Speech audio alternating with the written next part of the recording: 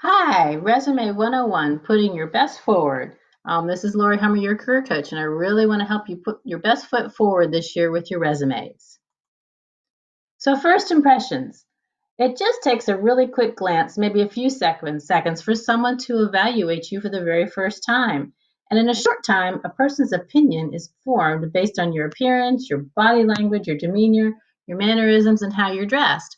Well, the same thing with the resume. It only takes the first 30 seconds to almost to a minute for a person to look at your resume and evaluate it and form an opinion. So the resume.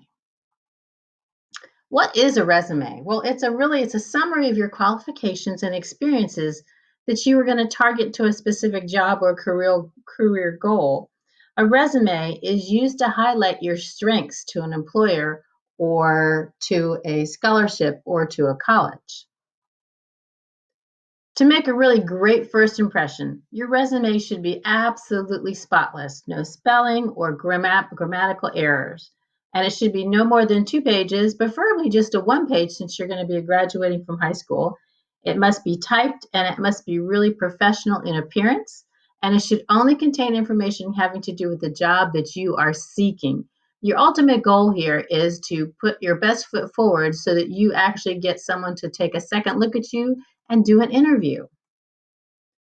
So, what's in a resume? Well, the resume content should have personal information such as your name, your telephone number, your appropriate email address, and a website address if you actually have a website.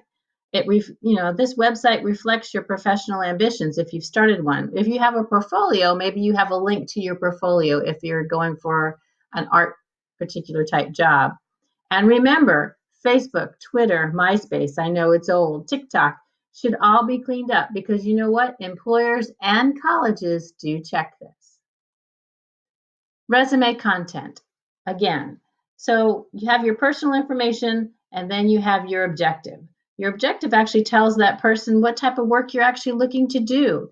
So you should tailor each objective to each job that you're applying to, each particular scholarship you're applying to, or each college you're applying to.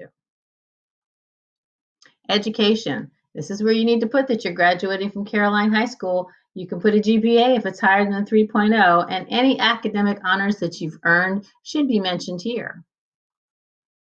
Workplace experience. Well, you should put every single workplace experience that you have done, the title, the name, the location, the dates of employment, your work responsibilities with an emphasis on skills and achievements.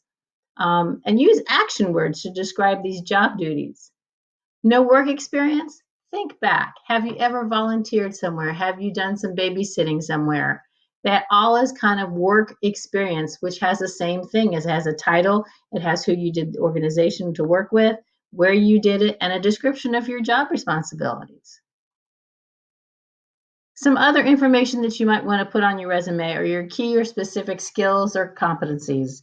Did you have any leadership in a volunteer organization? Did you participate in a sport, a club, or other extracurricular activities? Did you start something new at school? Were you part of a movement? Right now, during this COVID-19, everyone's doing some sort of a movement. Have you started your own business? Have you done something on the website? Do you have your own TikTok page? Do you have lots of followers? If it is a positive thing, you might want to highlight that. References. References do not go on your resume, but it is good to have a reference page. So, in case when you're in your interview or if you're doing it over email, you have a reference page should you be asked for the name of your other employees.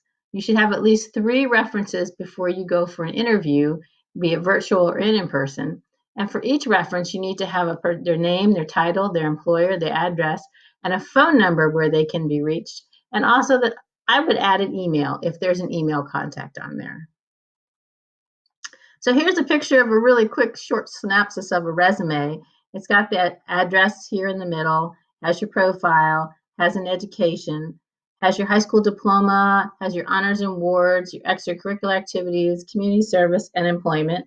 Those headings can be tailored to fit you. They can be moved around. You can rename them. There's lots of templates on Google that you can use to refurbish this. A cover letter. Oh, the cover letter is something that should go hand in hand with your resume. Cover letter is your opportunity to showcase something else that's not in your resume. So a cover letter explains why you're sending that resume. So, for example, you should say the specific job title for which you're applying for. You should tell in that resume how, in that cover letter, how did you learn about this position?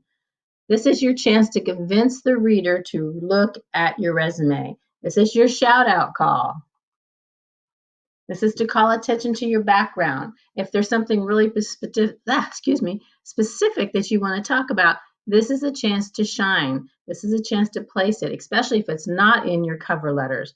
And this cover letter reflects your personality, your motivation, and your communication skills. Here's an example of a cover letter that you can look at really quickly. It's from a student, and then they kind of follow their name. They have a nice greeting. They tell them where they heard about this job, and they tell a little about their experiences and how they can be reached.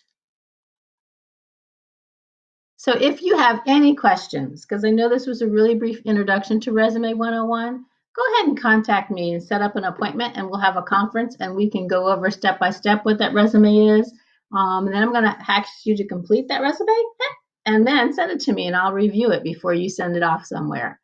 Look forward to talking to you soon.